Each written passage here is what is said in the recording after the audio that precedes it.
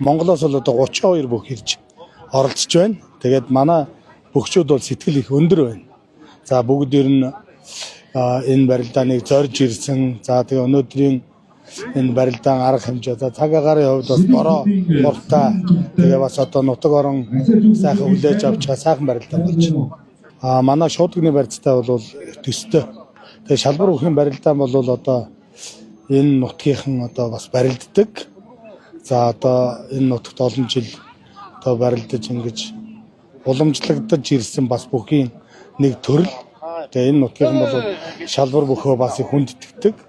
Тэр утгаараа бас Алшаа аймаг маань анхны одоо 1024 бүхийн шалбар бүхийн барилдааныг Алшаа нутагтаа бас сайхан зохион байгуулж байна. Тэгээд ер нь бол их том барилдаан болж болохоор энээс хойш одоо даваа өгсөх тусам барилдаа их амттай их сайхан болох хаа. Манайхан ч одоо Монгол улсын дархан авраг цолтон ирлээ. Манай биеийн одоо ах авраг, дархан авраг, сүгэд авраг маань улсын 2 арслан, за улсын 3 зан, улсын 2 харцаг. За улсын золтоо гэхэд одоо 17-8 бүх ирсэн.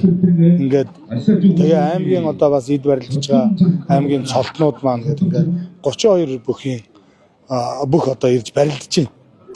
Тэгэхээр манай бөхчүүд бол шалбар бөхөр бол ер нь тун сайн барилдах байх гэсэн миний бодол одоо дотор ингээд бодоод одоо бас ингээд бүхэл бөхчүүд маань сайн барилдаа, сайн бэртлэг эмтлээс хол байгаасаа гэд ингээд залбираа сууж байна да.